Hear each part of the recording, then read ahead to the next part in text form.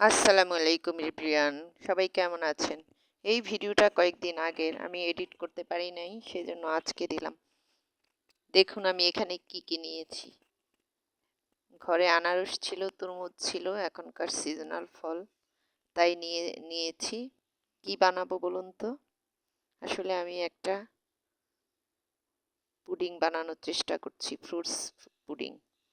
আপনারা সবাই যে ডাবের পুডিং বানান, তো আমিও আজকে কালারফুল ফ্রুটস পুডিং অনেকে বানাচ্ছে, তো সেই জন্য বসে গেলাম। এখানে আমি এই যে চিনি নিয়ে নিলাম গালানোর জন্য, আর নিয়েছি একটা এলাচ গ্রানের জন্য, আর ফল তো আগেই কেটে নিয়েছি। এখন এগুলাকে পানি দিয়ে এর মধ্যে দিয়ে দিব হলো আগার আগার পাউডার। এই যে দেখুন, আগার আগার পাউডারটা বেশ কয়েকদিন আগে আনা হয়েছিল।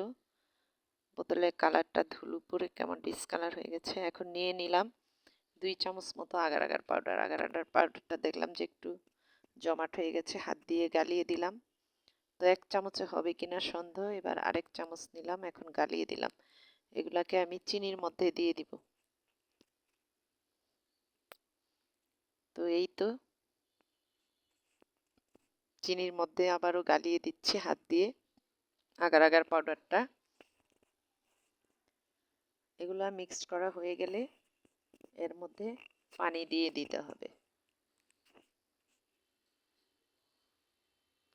তো এই তো আমি পানি দিলাম, কিন্তু দেখলাম যে আগার আগার পাউডারটা একটু দলা দলা কেমন জানি হয়ে গেছে। হয়তো আমার আগার আগার পাউডারটা পুরনো হয়ে গেছে। আপনারা তো দেখেছিলেন যে বোতলে একটু দলা দলা হয়ে গেছে।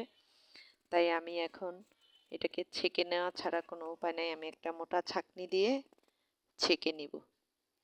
তো আমি ছেঁকে এটাকে এখন চুলায় দিয়ে দিয়েছি। যতটা সম্ভব পারছি এটাকে রান্না করে নিচ্ছি। আগার আগারটাকে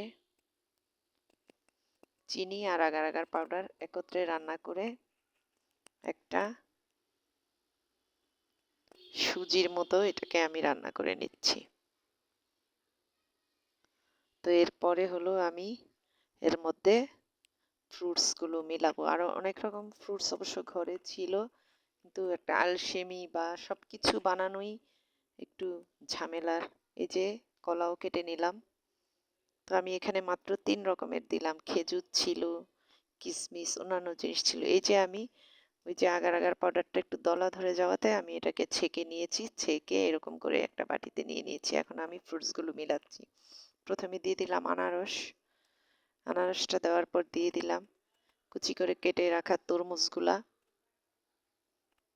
এরপরে দিয়ে দিব কলাগুলো।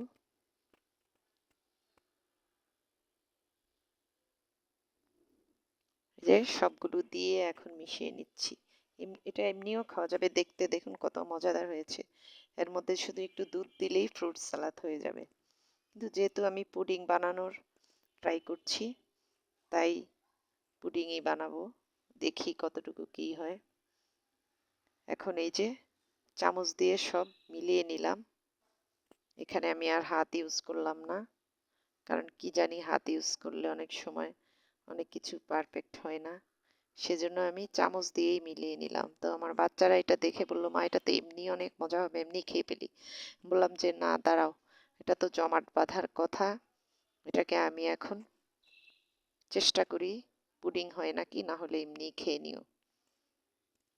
তো আমি এই যে এই পর্যায়ে এটাকে যেই বলে সেট করব সেই বলে দিয়ে দিলাম। খুব বেশি বড় করব না, যেহেতু আমরা জনসংখ্যা কম পরিবারে।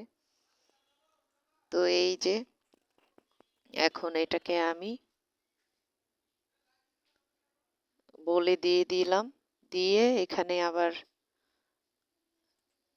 ফ্রিজ নিয়ে এসেছিল, ফ্রিজটা আবার একটু খুলে দেখলাম যে কি অবস্থা না অবস্থা। তো আমি আসলে বলে এটা রেখে ফ্রিজে দিতে যাচ্ছিলাম, তখনই এই ফ্রিজটা নিয়ে এসেছে, তখন একটু দেখে নিলাম। এই ভিডিওটা রিল হিসাবে আপনাদেরকে দিয়েছিলাম আগে। এখন হলো এটা দেখা টেকা হয়ে গেলে সেই পুডিংয়ের কাজে আবার চলে যাব। আসলে সংসারে তো একটা কাজ করতে গেলে শুধু একটাই করা লাগে না, পাশাপাশি আবার অন্য কাজও থাকে সেগুলো।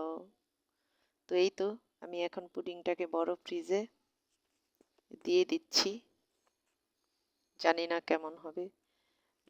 দিয়েছিলাম, এখন বের করে নিলাম। এই তো এখন এটাকে অন্য একটা প্লেটে ঢেলে নিব, দেখি হলো কিনা। এই যে উপর করে নিলাম নিলাম নিলাম, আপনারাও আমার সাথে থাকেন, দেখুন কি হয়। এই তো আমি ঢেলে নিলাম, একটু চাপ দিলাম।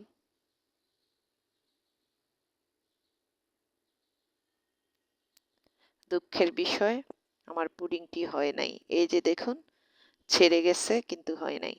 আসলে জীবনে সব কিছুই পারফেক্ট হয় না, আমার এই পুডিংটিও পারফেক্ট হয় নাই। হয়তো বেশি ফ্রুটস দিয়ে ফেলেছি না কি জানি না, যে কোনো একটা টেকনিক্যাল কারণে সব প্রসেসই ঠিকই ছিল, কিন্তু সেইভাবে জমে নাই। তো জীবনে এমন অনেক কিছুই হতে পারে। ধন্যবাদ ভিডিওটি দেখার জন্য।